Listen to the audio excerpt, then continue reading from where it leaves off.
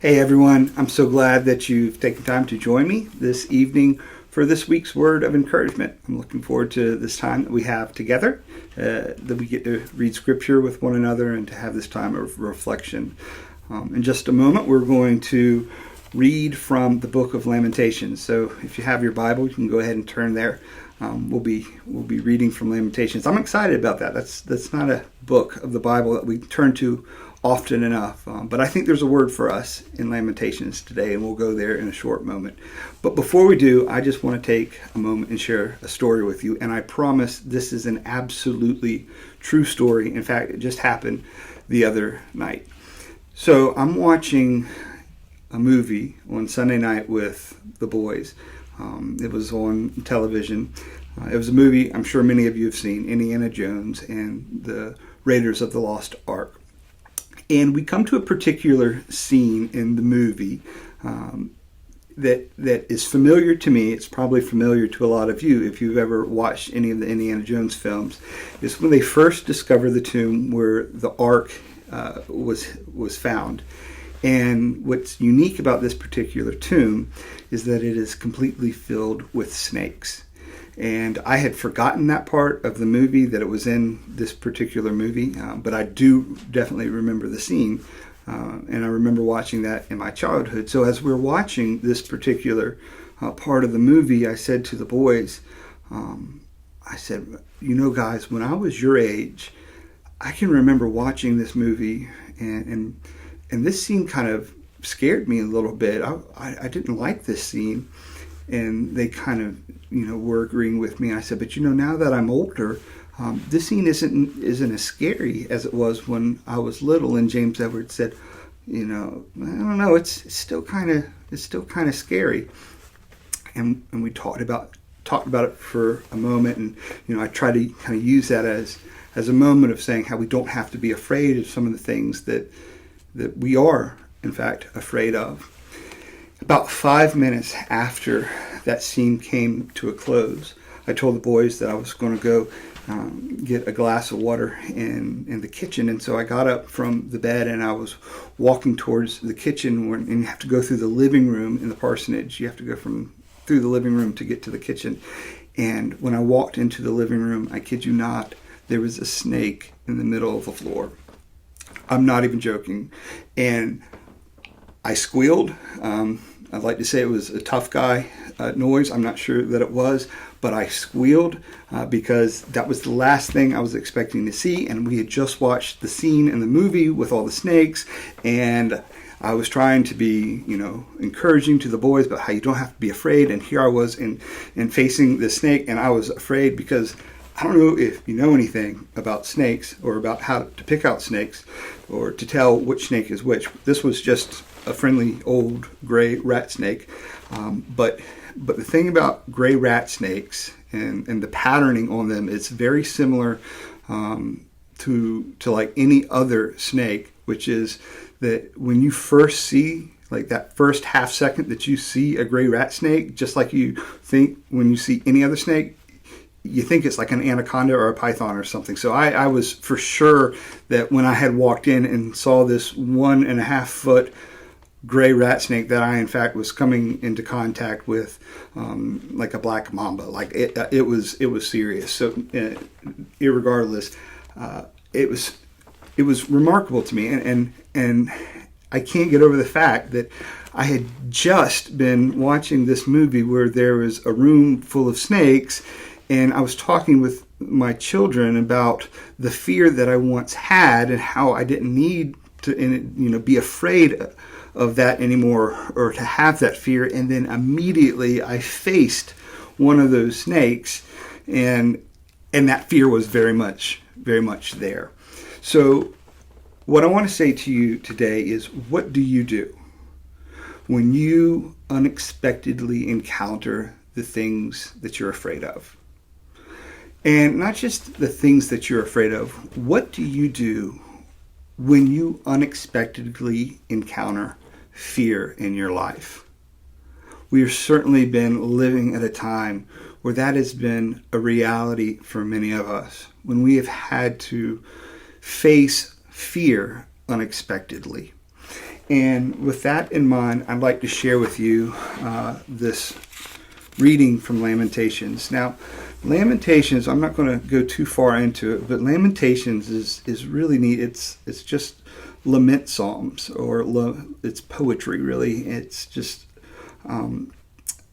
incredible poetry that speaks to what Israel was going through following the Babylonian exile. So what I would like to do, whether it's in the email or if you're on Facebook, I'm going to make sure that there's a link to a short video about the Book of Lamentations. You'll find it really helpful to understand why this book was written and how it was written, and it might make sense to you. So if there's a time that you want to have a little Bible study on your own, I would encourage you to look at that video and then read through the Book of Lamentations. It's only 5 chapters, but it's really quite unique and quite special.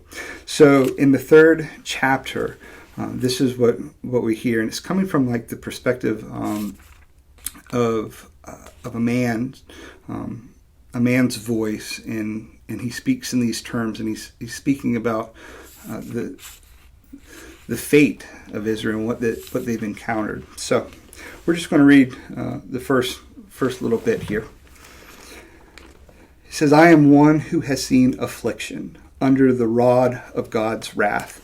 Now I want to stop there, because this is a really important component of Lamentations as a whole. When they're talking about God's wrath, and this is probably true for most of the Old Testament, when we're talking about God's wrath, we're not just talking about bitter angerness. And I think that's what we think of a lot of time, that when we see the wrathful side of God, we tend to think, oh, this is the bitter anger that God had towards the Israelites or to others. That's not so much the case. Oftentimes when we encounter God's wrath in the Old Testament, what is being alluded to is in a more appropriate term, would be justice, fair consequence for one's actions. So to use the imagery of that snake that I found in my living room, if that was an act of God, it was not because God was angry at me and put that snake in my living room. Rather, the snake was there just as a way of consequence, in that maybe the boys left the door open and it slithered in, or it was able to find its way through the chimney or the fireplace.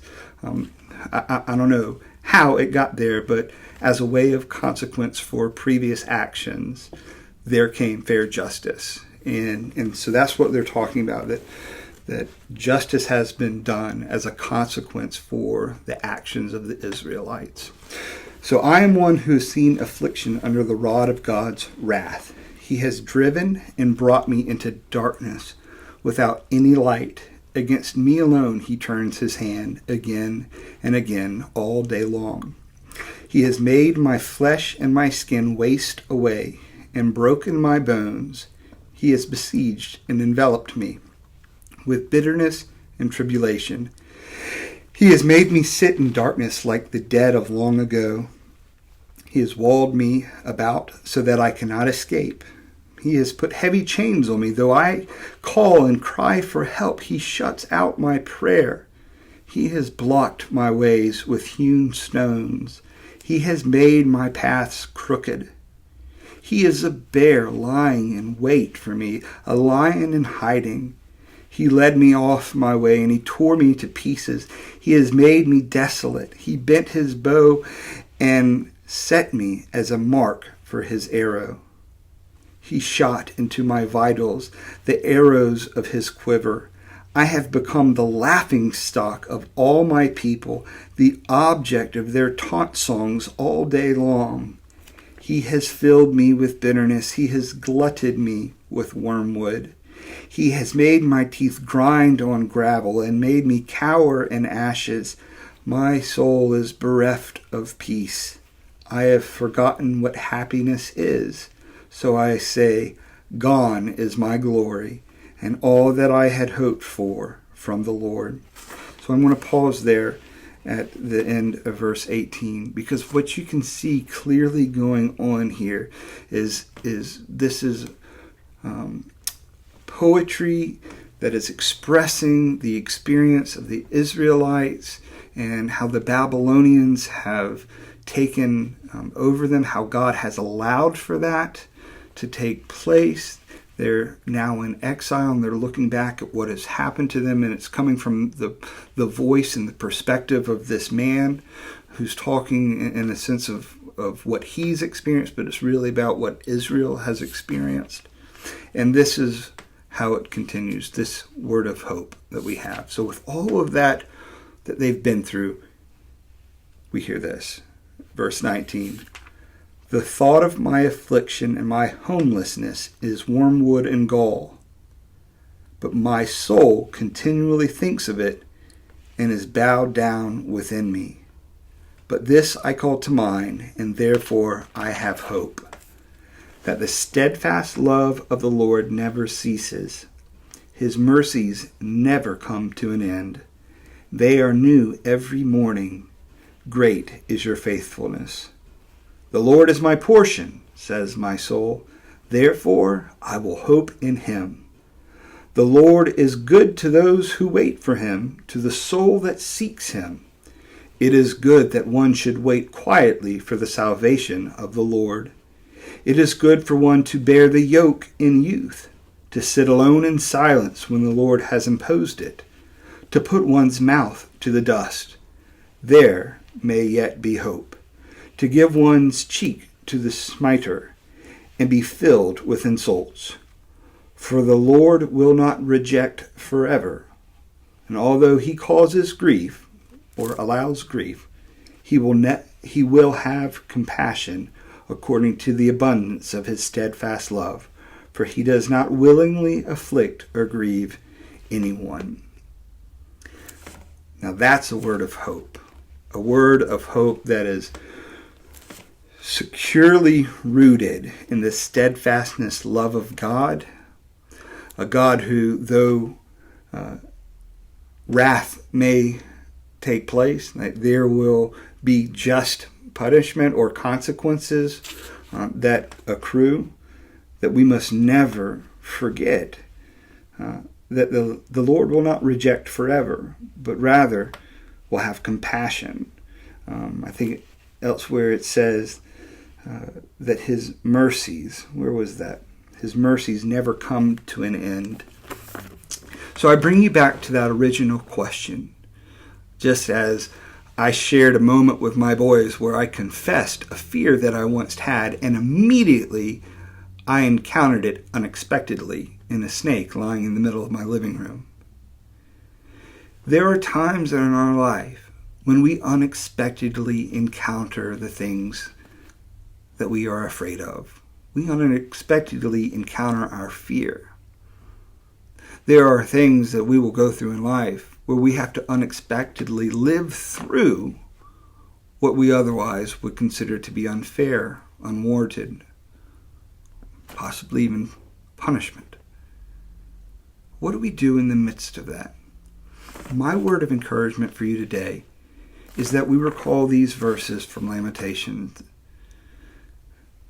that although he may allow for grief, he will have compassion according to the abundance of his steadfast love. Ours is a God who has a love that is never ceasing, mercies that are never ending, compassion that is overflowing. When we unexpectedly encounter those things that bring up our greatest fear, we must be mindful of the fact that our God is even greater than that. So what I'd like to challenge you to do is to turn to these words that we've read, specifically Lamentations chapter 3, verses 19 through, let's say, 33, and to meditate on them. And by that I mean I want you to read them and think through them and allow them to kind of really just allow the Spirit of God to speak to you through them today. What are some of those things that you are deeply afraid of? not just snakes and spiders, but what's the stuff, what are the things that you can encounter in this life that really bring out fear? And how can you be reminded of the steadfastness of God's love, the never-ending mercies of our God, and the abundance of compassion that He pours out upon those who seek Him? Friends, wherever you are, I pray for you this day. May the Spirit of God be with you. May you be lifted up, and may you be given strength. Amen.